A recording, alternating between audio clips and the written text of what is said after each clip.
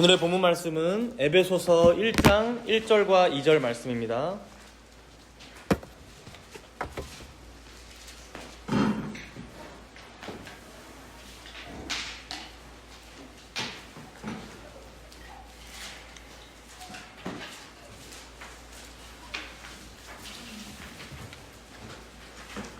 에베소서 1장 1절과 2절 신약성경 310페이지에 있습니다.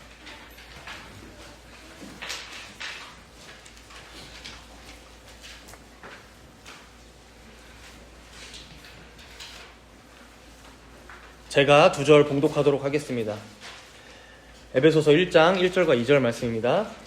하나님의 뜻으로 말미암아 그리스도 예수의 사도된 바울은 에베소에 있는 성도들과 그리스도 예수 안에 있는 신실한 자들에게 편지하노니 하나님 우리 아버지와 주 예수 그리스도로부터 은혜와 평강이 너희에게 있을지어다. 아멘. 오늘부터 새롭게 에베소서 강의가 시작됩니다. 오늘은 에베소에 있는 성도들에게란 제목으로 함께 말씀을 나누고자 합니다. 여러분들 들어보셨겠지만 에베소서는 편지입니다.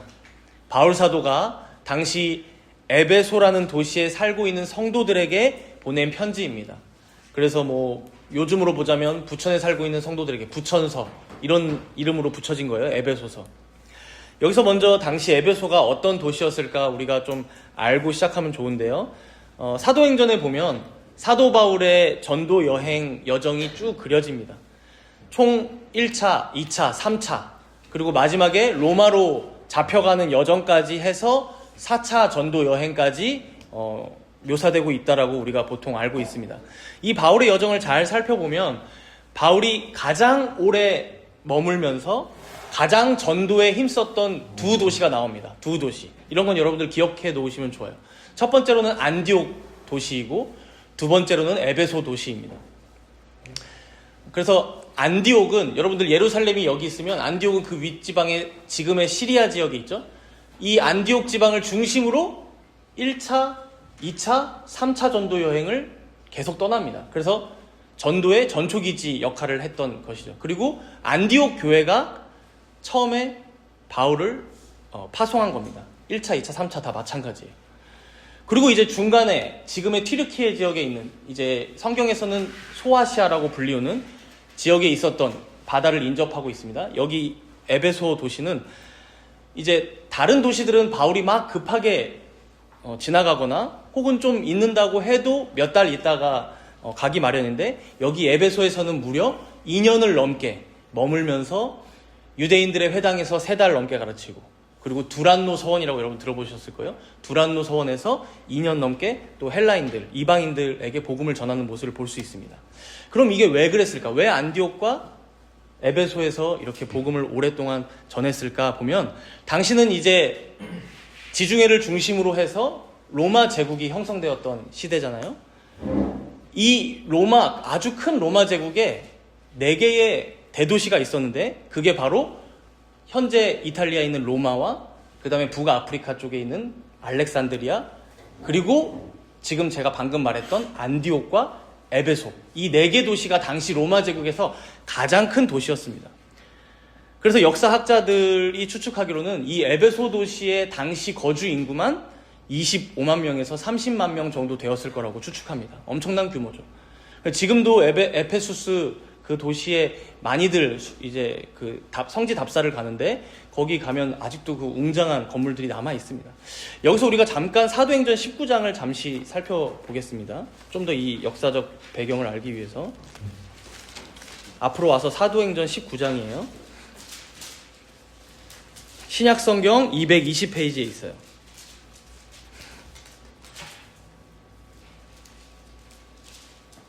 사도행전 19장 23절 말씀을 보시면 제가 읽으면서 좀 설명을 드릴게요.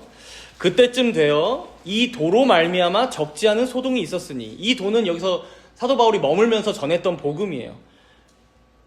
이 당시 에베소에 살고 있던 사람들이 사도 바울에게 복음을 듣고 전도받아서 자신들이 집에 가지고 있었던 마술책을 가져와서 막 팝니다. 그게 은 5만이나 되었다고 하죠.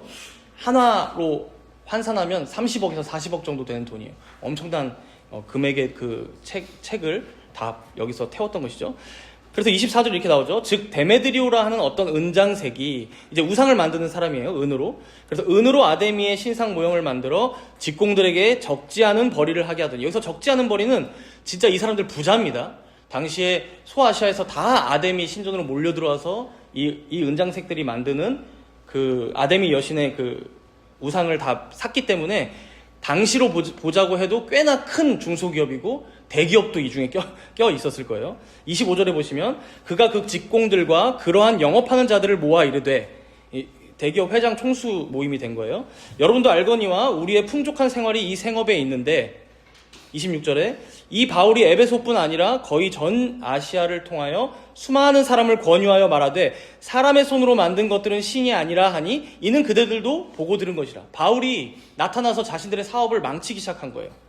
그래서 27절에 이렇게 해주죠. 우리의 이 영업이 천하여질 위험이 있을 뿐 아니라 큰 여신 아데미의 신전도 무시당하게 되고 온 아시아와 천하가 위하는 그의 위엄도 떨어질까 하노라 하더라. 여기 큰 여신 아데미의 신전이, 여러분들 지금도 로마에 가면 판테온 신전이 있죠.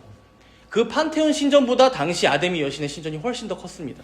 그래서 그 규모가 어떻게 되냐면 길이가 130m, 폭이 69m, 높이가 18m, 그리고 그러한 거대한 대리석이 총 기둥이 127개나 있었던 그 신전이 바로 이 아데미 여신의 신전이라고 알려져 있어요. 그래서 우리가 흔히 고대 세계 7대 불가사의 하면은 뭐 피라미드도 있고 이 아데미 신전도 들어가는 겁니다. 그래서 이제 28절에 보시면 그들이 이 말을 듣고 분노가 가득하여 외쳐 이르되 크다 에베소 사람의 아데미여. 이러면서 이제 바울을 잡아서 막 어떻게 하지를 못하다가 그래도 이제 로마 제국에서 나왔던 서기관장이 그걸 해산시켜서 이제 폭동은 일어나지 않고 여기서 이제 마무리가 됩니다. 여러분, 이 에베소 도시를 한번 머릿속에 상상해 보세요. 거대한 아데미 신전이 우뚝 솟아있고 온갖 주술과 마술책들이 난무하고 로마 황제를 신으로 숭배하던 이교 문화의 중심지입니다. 로마 제국의 최대 도시예요. 무엇보다 우상을 만들어서 돈을 벌던 자들이 폭동을 일으켜야 할 만큼 거대한 경제적 이권과 그 다음에 우상 숭배가 지독하게 결탁한 탐욕의 도시입니다. 여기서 이제 바울의 복음을 듣고 회개하고 하나님께 돌이키고 예수님을 믿었던 이들이 세례받고 성도가 된 거예요. 여러분, 이 에베소 도시에서 바울에게 전도받아 예수님을 믿게 된 자들의 삶이 어떠했을까요? 에베소 교회 성도들 중에는 유대인도 있었지만 이방인들도 많았습니다. 그러니 어떨까요? 여전히 우리 가족은, 우리 부모님은, 나의 형제는 아데미 여신을 섬기는데, 자면서도 그 아데미 신상을 끌어안고 자는데, 나는 이제 하나님을 믿는 자이고 예수님을 따르는 자이고 교회에 출석하여 말씀을 들어야 하는 자이고, 이 갈등 상황에 봉착해 있던 게 당시 에베소 도시의 성도들이다라고 볼 수 있죠. 여기에 더해서 이들에게 편지를 쓰고 있는 바울의 현재 처지를 보면 지금 로마의 차가운 감옥에 갇힌 상황에서 쓰는 서신이었습니다. 그래서 우리는 에베소서를 옥중 서신이라고 부르죠. 에베소서 말고도 골로새서, 빌립보서, 빌레몬서까지도 이제 옥중 서신인데, 그럼 여러분 생각해 보세요. 화려한 도시의 에베소로 편지를 보내는 이 바울의 처지가 얼마나 대조됩니까? 에베소에 한바탕 소란이 있었고 많은 이들이 마술책을 불태우고 회개했다고 하지만 그렇다고 도시 거주민의 다수가 지금 돌아선 건 아니거든요. 여전히 성도는 소수고 보이는 아데미 신전은 크고 로마 황제의 권력은 건재하고, 근데 자신들을 처음 가르쳤던 바울은 감옥에서 편지를 보내고 있고, 그런데 바로 여기서 에베소서의 첫 머리가 이렇게 시작하죠. 우리 에베소서 1장 1절 함께 읽어볼까요? 오늘 본문 1절이죠. 1장 1절 말씀 함께 읽겠습니다. 하나님의 뜻으로 말미암아 그리스도 예수의 사도된 바울은 에베소에 있는 성도들과 그리스도 예수 안에 있는 신실한 자들에게 편지하노니. 보통 편지 양식이 이렇죠. 이 편지를 누가 쓰고 있는지 먼저 자신을 밝혀요. 그래서 하나님의 뜻으로 말미암아 그리스도 예수의 사도된 바울은, 바울 내가 쓰고 있어 라고 알려주고 있죠. 그리고 오늘 설교 제목이기도 한데 누구에게 보내고 있다고 알려줘요? 에베소에 있는 성도들과 예수 안에 있는 신실한 자들에게 편지하노니, 이제 받는 수신인을 밝히고 있어요. 여기서 먼저 주목할 내용은 바울이 지금 자신을 어떤 사람이라고 칭하고 있어요? 하나님의 뜻으로 말미암아 그리스도 예수의 사도가 된 바울은. 이건 편지 발신인을 밝히기는 말이기도 하지만 지금 바울의 처지를 생각해보면 감옥에 갇혀서 언제 죽을지 모르는 상황이에요. 언제고 다시 에베소에 방문할 수 있을지 미래를 장담할 수 없는 상황입니다. 과연 내가 여기서 떠난다면, 죽는다면 저기 에베소에 있는 그 수많은 성도들은, 혹은 그 에베소에 내가 당시에 세웠던 교회는 유지가 될 수 있을까? 걱정하려면 끝이 없을 수도 있는 상황에서 바울은 지금 뭐라고 선언하며 시작해요? 하나님의 뜻으로 말미암아. 하나님의 뜻으로 말미암아. 즉 자신이 지금까지 사역을 이어온 것도, 사도, 보내심을 받은 자로서, 사도란 뜻이 보내심을 받은 자죠. 보내심을 받은 자로서 너희에게 복음을 전한 것도, 더 나아가 복음을 전하다가 지금 이 감옥에 갇힌 것도, 이렇게 쇠사슬에 매인 채 너희들에게 편지를 써 내려간 것도 다 하나님의 뜻으로 말미암아. 하나님의 영원하신 작정과 계획과 그분의 주권 가운데 이루어져 가는 일임을 바울은 담대하게 선포하고 있는 거예요. 바울은 비록 감옥에 있었지만 자신의 처지를 비관하거나 절망하지 않았습니다. 오히려 옥중에서도 펜을 들어서 성도들의 시선을 저 감옥 밖으로, 아니 창세 전부터 세워져 있었던 영원전 하나님의 계획, 그 뜻으로 이들의 시선을 끌어올립니다.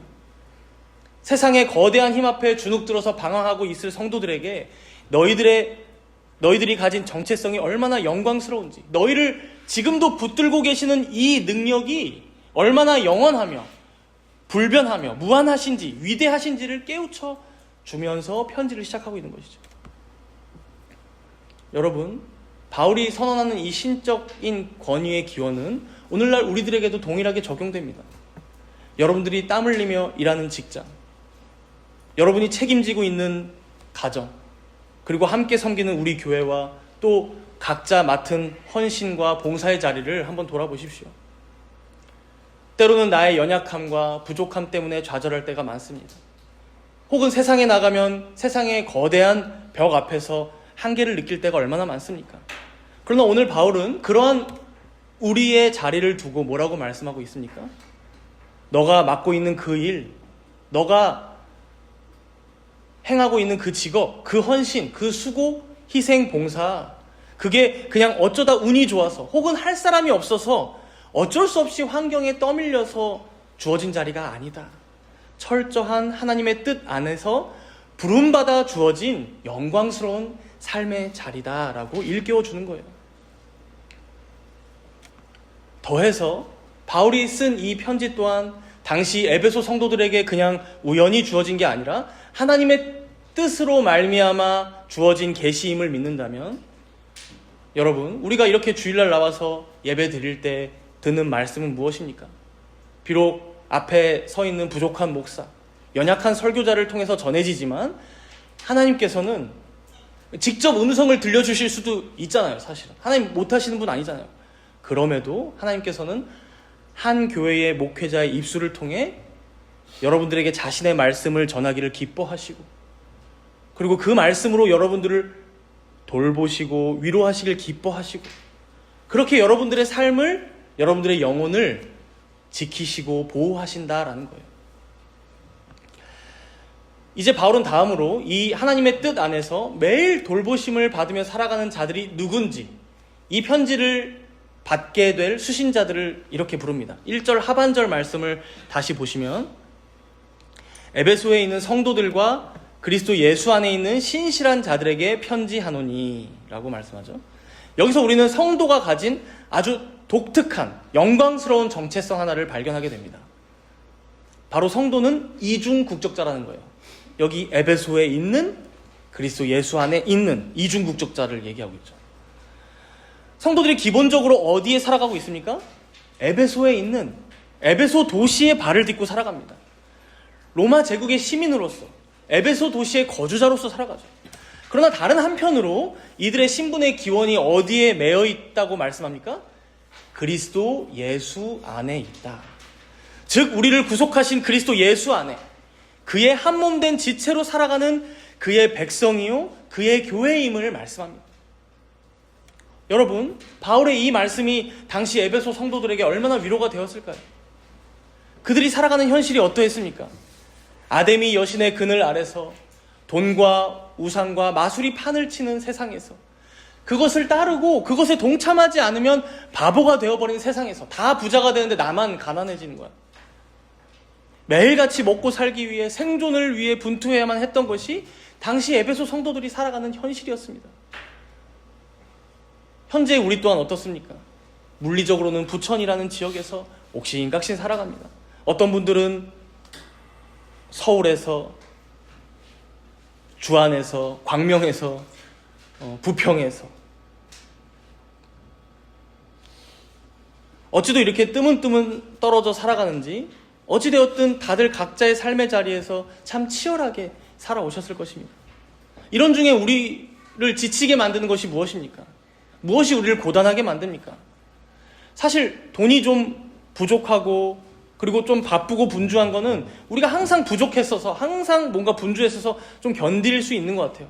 근데 요즘 보면 다들 주식으로 돈 버는 것 같은데, 저 사람이 하는 사업은 잘 나가는 것 같은데 왜 나만 이럴까?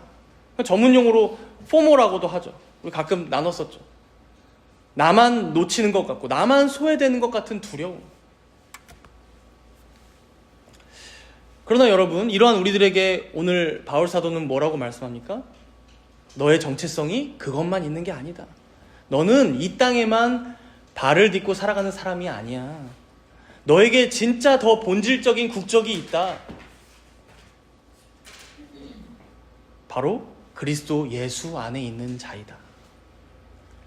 비록 우리의 두 발은 이 타락하고 척박한 에베소라는 현실에 묶여있지만 우리의 영혼, 우리의 진짜 영원한 소속은 만물을 발 아래 두신 온 만물의 창조주요 구속주요 왕이신 그리스도 예수 안에 그의 백성으로서 그의 다스리심을 받으며 여기에 살아가고 있다는 거예요. 그래서 세상은 이런 자들을 뭐라고 지칭합니까? 세상에 살지만 세상에 속하지 않은 자들이라고 합니다.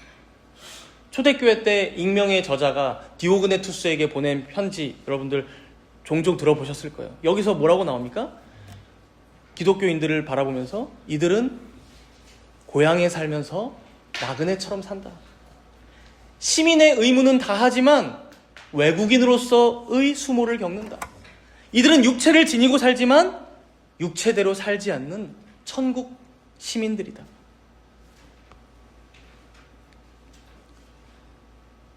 그러면서 바울은 이들이 꼭 기억해야 할 두 가지 호칭을 이어서 기록합니다.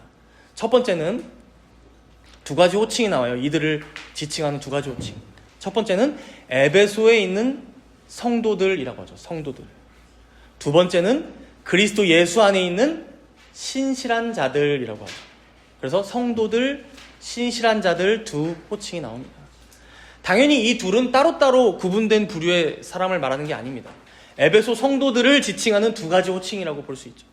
여기서 성도들이라 함은 성도의 신분, 지위가 무엇인지 보여주는 호칭이라면, 이어서 나오는 신실한 자들은 이러한 성도들의 모습, 이러한 성도들이 살아가는 삶의 태도를 더 강조하는 호칭이라 할 수 있어요. 각각의 호칭을 잠깐 더 생각해보면, 먼저 이 성도란 호칭은 구약의 히브리어로 보면 카도쉬라고 해요. 들어보신 적 있으실 거예요. 거룩이라고 많이 번역되죠. 그리고 헬라어로는 하기오스라고 하는데요. 보통 거룩한 이제 이걸로 번역하다 보니까 이제 성도도 거룩한 무리해서 성도라고 이제 번역한 거예요. 근데 우리가 흔히 거룩하다라고 하면 어떻게 생각해요? 거룩하다. 아, 저 사람은 참 거룩해. 뭔가 순해 보이고 착해 보이고 경건해 보인다. 이럴 때 거룩하다라고 우리가 용어를 사용하죠.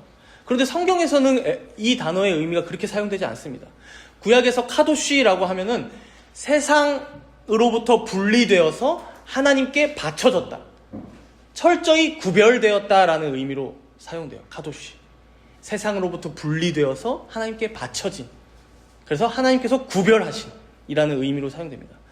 우리가 얼마 전에도 출애굽기 강의, 지난주까지만 해도 출애굽기 강의를 하면서 이제 성막에 대해서 한 5, 6주 살펴봤어요.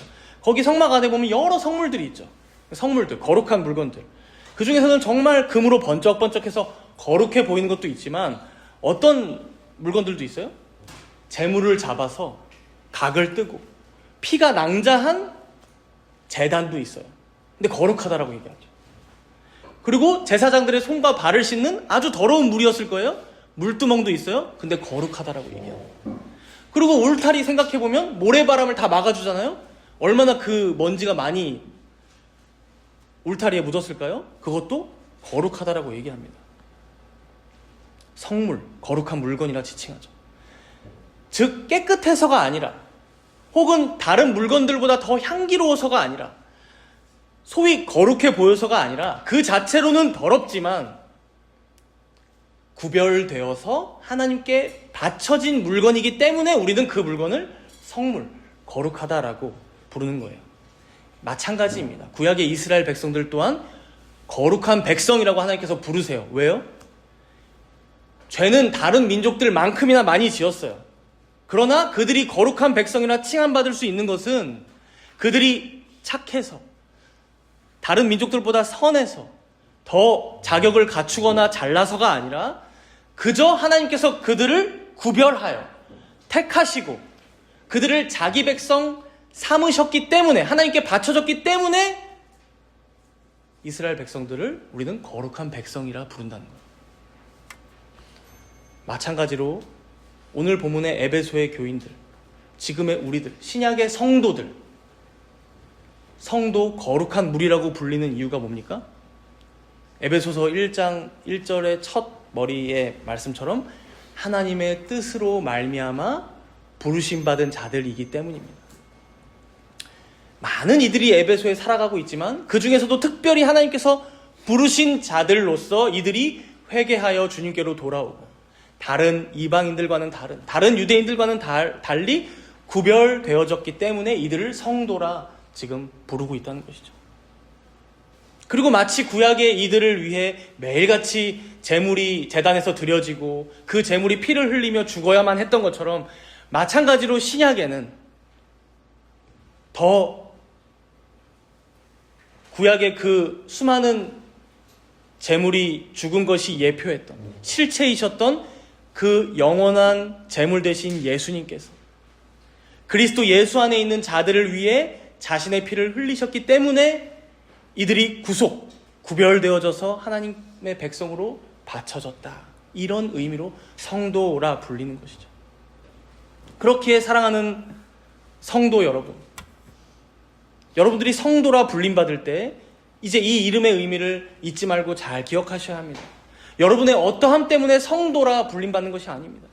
우리는 가진 게 없고 내세울 게 없는 연약한 자들이지만 하나님께서는 그저 이스라엘을 구별하셨듯이 여러분들 한 명 한 명을 이 에베소의 큰 도시 안에서도 특별하게 그리스도로 인하여 구별하셨음을 여러분들 꼭 기억하시기 바랍니다.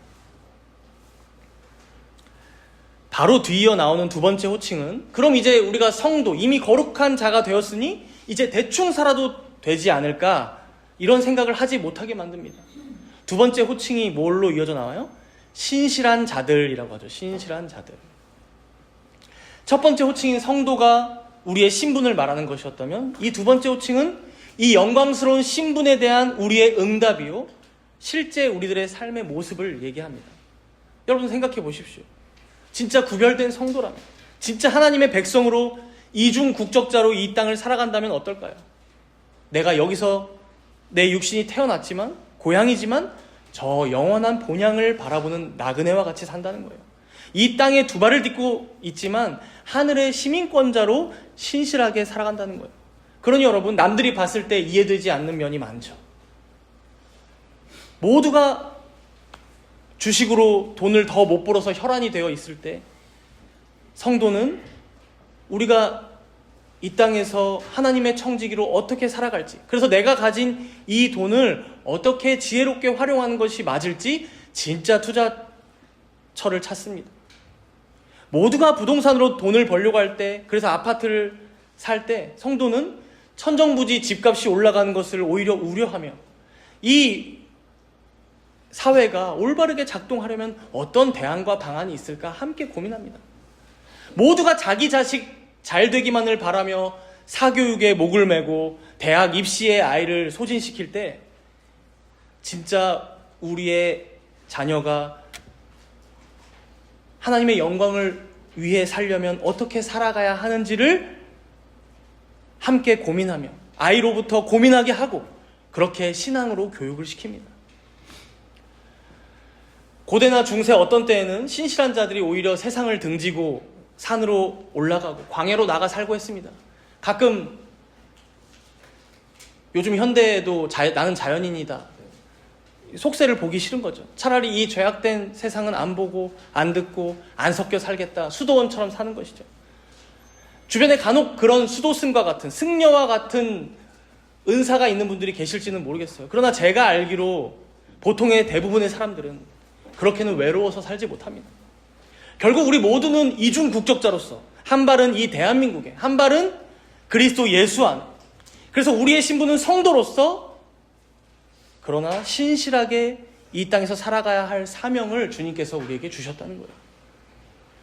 그러니 여러분, 물론 때로는 성도도 넘어지고 좌절하고 실패합니다. 소외되기 두려워하고 나만 뒤처지는 것 같아 잠을 설칠 때도 있습니다. 그러나 그럴 때면 기억하십시오. 우리의 영원한 처소는 저 하늘에, 우리의 영원한 소망은 그리스도 예수 안에, 그리고 우리의 진짜 변하지 않을 정체성은 우리 삼위 하나님 안에. 그렇게 우리 안에 착한 일을 시작하신 이가 그리스도의 예수의 날까지 이루실 것을 믿음으로 여러분 각자의 삶의 자리에서 성도로서 신실하게 승리하시는 여러분이 되시기 바랍니다. 이제 이렇게 이 땅을 살면서도 하늘의 국적을 가지고 성도로서 신실하게 견뎌야 하는 우리들에게 바울은 아주 든든하고 결정적인 위로의 말씀을 던집니다. 본문 2절 말씀인데요. 우리 2절 말씀 함께 읽겠습니다. 함께 읽습니다. 하나님 우리 아버지와 주 예수 그리스도로부터 은혜와 평강이 너희에게 있을지어다. 여기서 바울이 하나님을 가리켜서 뭐라고 부릅니까? 하나님 우리 아버지. 우리가 매번 주기도문으로 이제 예배 때마다 기도하다 보니까 하늘에 계신 우리 아버지여 이렇게 시작하다 보니까 이 호칭이 너무 자연스럽게 당연하게 들리기도 합니다. 그러나 당시 1세기 로마 제국 시민들에게 이 호칭은 파격적이고 혁명적인 선언이었어요. 당시에는 이 아버지, 이 파테르라는 호칭이 라틴어로 파테르아이라고 해서 국가의 아버지라는 호칭의 이 단어를 썼습니다. 국가의 아버지 뭘까요? 당시 로마가 거의 멸망당할 뻔했지만 그 위기로부터 구원했던 영웅들에게 붙이던 칭호였어요. 그래서 처음으로 키케로나 혹은 카이사르에게 붙여지는 칭호였고, 특히나 로마의 초대 황제였던 아우구스투스 때부터 이 칭호는 오직 로마 황제 한 사람에게만 독점적으로 바쳐지는 최고의 신성한 존칭이었습니다. 여러분 로마의 시인 유베날리스라는 사람이 있는데요. 이분이 당시 로마 제국을 풍자하기를 로마는 빵과 서커스만 있으면 된다라고 얘기했어요. 빵과 먹을 밥과 서커스, 볼거리만 있으면 된다고 했던 거죠. 사실 당시 로마 제국도 문제가 없었던 건 아닙니다. 로마가 지중해의 패권을 장악했는데 막대한 부가 이 나라로 흘러 들어왔는데 이게 소수의 권력층에게만 몰리고 정작 로마 시민권자들마저도 하층민으로 분류되어서 대부분의 사람들, 98%, 99%의 사람들은 아주 어렵게 살았어요. 그러니 뭐가 필요합니까? 기본소득이 필요하죠. 그래서 당시 황제가 빵을 나눠줬어요. 무료로, 무상으로.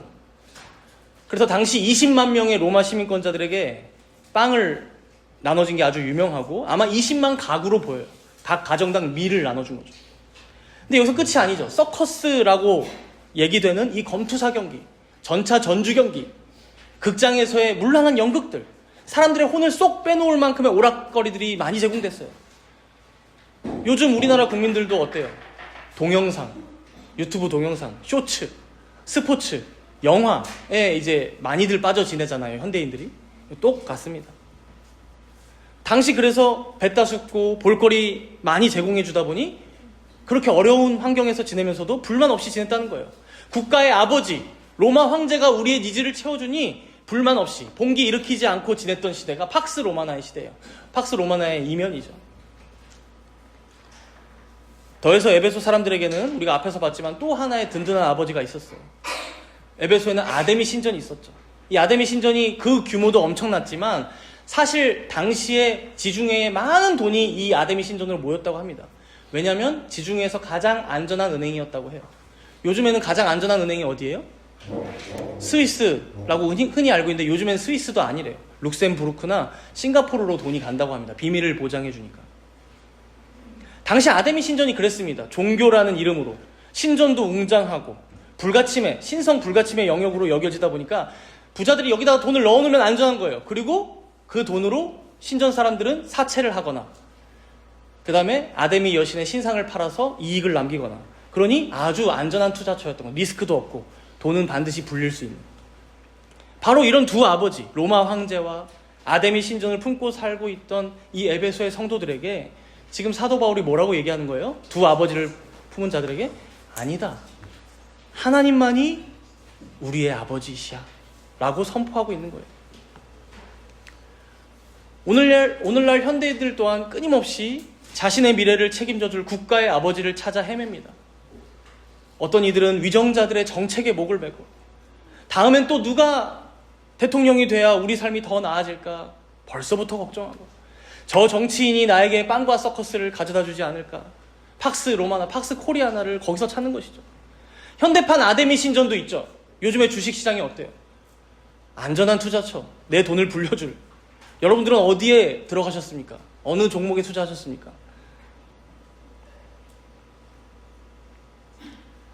물론 재테크도 해야 하고 필요합니다. 지혜롭게 청지기답게 여러분들의 자산을 잘 운용해야 합니다. 그러나 여러분, 과연 주식시장의 그 붉은 숫자, 그 우상향의 그래프가 정말 여러분들의 삶을 다 책임져 줄까요? 부동산이라는 이름의 피난처가 진정 여러분들의 노후를 밝게 해주고 여러분들의 영혼의 안정을 영원히 보장해 주나요? 요즘 보면 몇 년 전 코로나 때 미장에서 아주 행복해하던 여러분들의 그 얼굴이 떠올립니다. 그러나 여러분들 그 코로나 시기가 딱 지나면서 어때요? 영원한 건 절대 없습니다. 유명한 가사에 나오죠. 이번 주만 해도 여러분들 경험하셨을 거예요. 무섭게 떨어질 때 많습니다. 집값도 마찬가지입니다. 결국 오늘 본문에 바울이 우리에게 남기는 진리의 말씀이 무엇입니까? 에베소 성도들아, 부천에, 서울에, 수도권에 살아가는 정다문교회 성도들아, 우리의 진짜 아버지는 로마에 있는 황제가 아니다. 청와대의 대통령도 아니다. 우리의 안전이 저 아데미 신전의 금고나 주식에 있지 않다. 오직 창조주이신 하나님 우리 아버지 한 분만이 너희의 진짜 보호자시며 영원한 공급자이시다. 선포하는 거예요. 마침 오늘 성찬식이 있습니다. 앞에 놓인 빵과 잔이 보이시죠? 이 성찬이 의미하는 바가 무엇입니까? 로마 황제가 던져주는 그 빵이 진짜 우리의 참된 양식이 아니라는 거예요. 진짜 우리를 살리는 양식은 주님께서 베푸시는 주님의 만찬임을 성찬식은 알려줍니다.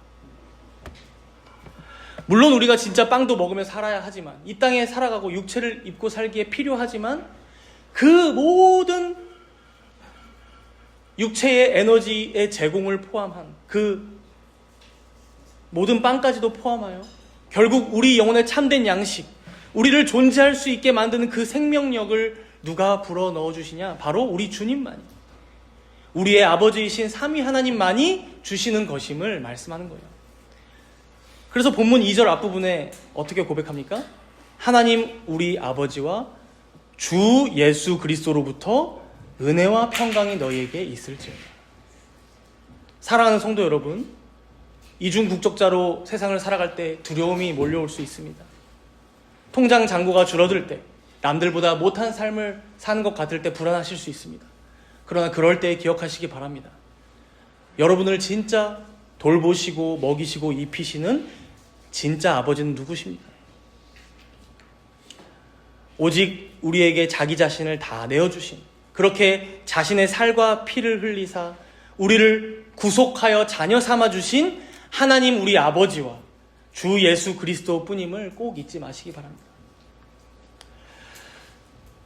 이제 말씀을 맺으면서요, 2절 마지막 부분을 보면 하나님 우리 아버지와 주 예수 그리스도로부터 어떤 두 가지 복이 주어집니까? 은혜와 평강. 이 두 단어가 참 절묘한 게 각각의 단어가 은혜는 이방인들이 쓰는 인사말이었고 평강은 유대인들이 쓰는 인사말이었어요. 우리가 보통 안녕하세요, 평안하셨어요 묻는 안녕의 의미가 여기에 담겨있다고 볼 수 있죠. 아마도 에베소 도시에 바울이 유대인들도 이방인들도 전도를 많이 했기 때문에 두 부류의 모든 사람들에게 이제 인사를 전하는 것으로 볼 수도 있습니다. 그래서 이제 2장에 가면 막힌 담을 허물고 둘을 하나 되게 하셨다 할 때 그게 유대인과 이방인을 하나 되게 하신 것을 얘기하거든요, 교회 안에서. 이제 여기에 더해서 여러 신학자들은 이 두 단어가 항상 왜 붙어 나올까? 왜 바울은 편지마다 이 두 단어, 은혜와 평강으로 인사하는 걸까? 연구하면서 이런 영적인 원리를 도출하기도 했습니다. 은혜는 원인이고 평강은 결과다. 은혜는 원인이고 평강은 결과이다.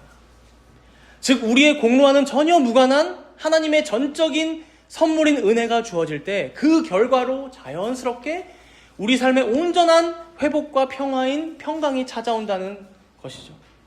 그래서 여러분들 들어보신 분이겠지만 로이드 존스 목사님은 이 부분에서 이렇게 해설하기도 하셨어요.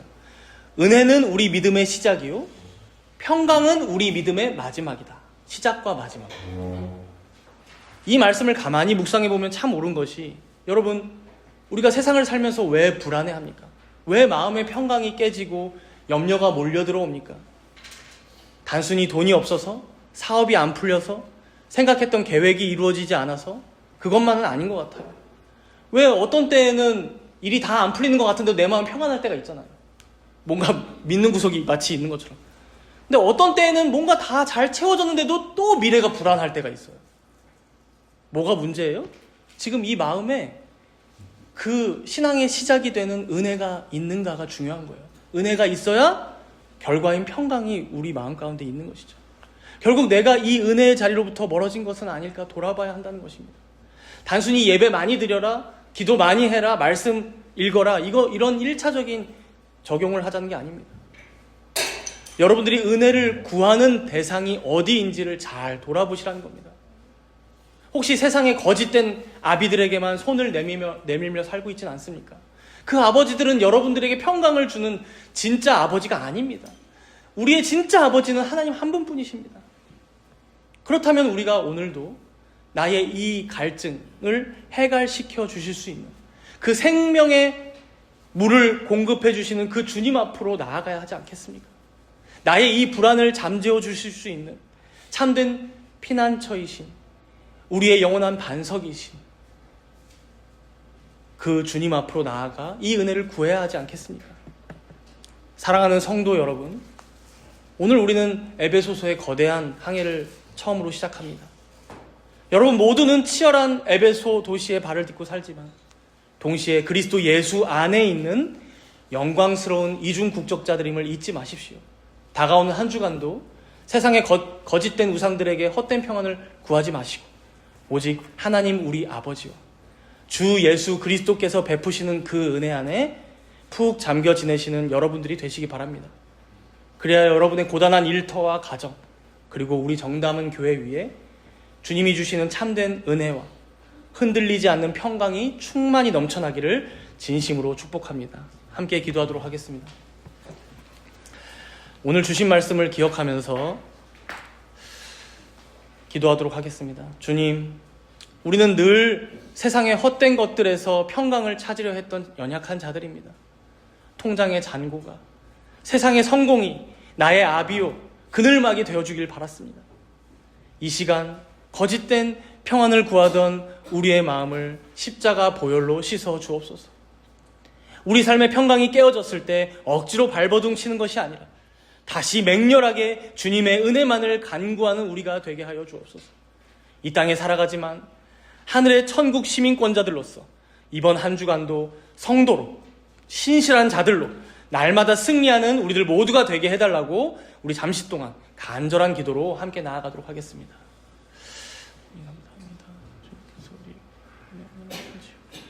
주여 중직자들 흔들고 치고난다 이름이 있습니다. 주여 자기에서 우리 신실한 자들로 사랑하는 자가 되게 하여 주옵소서. 에베소에 있지만 그리스도 예수 안에 있음을 기억함으로 우리 정당교회 모든 성도들이 각자의 삶의 자리에서 승리한 자를 될 수 있도록 인도하여 주옵소서. 하나님의 뜻으로 말미암아 부르심 받은 자들로서 그 자리가 진정 하나님의 영원한 계획 가운데 주어졌음을 기억함으로 우리가 그곳에서 그냥 되는 것이 아니라 배워 닦는 것이 아니라 하나님을 더욱더 의지함으로 하나님의 병명에 강구함으로 진정 하나님만을 아버지로 섬기며 살아가는 모든 우리 성당교회 성도들 될 수 있도록 인도하여 주옵소서.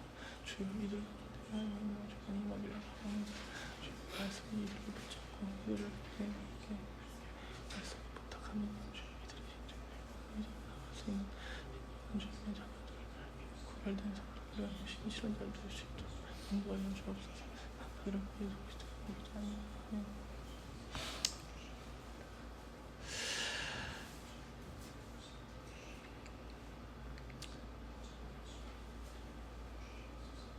하나님 아버지, 내 힘으로 어떻게든 평안을 움켜쥐려 애쓰던 굳은 손을 이 시간 주님 앞에 조용히 펴니다. 세상의 거친 파도에 이리저리 흔들리던 시선을 들어 이제는 오직 우리를 먹이시고 입히시는 하늘 아버지의 품만을 구하게 하옵소서. 우리의 자격 없음조차 다 덮어주시는 그 크신 은혜 안에 온전히 안기어 결코 세상이 빼앗을 수 없는 깊은 평강을 누리는 모든 주님의 귀한 권속들 되게 하여 주옵소서. 감사드리며 예수님 이름으로 기도합니다. 아멘.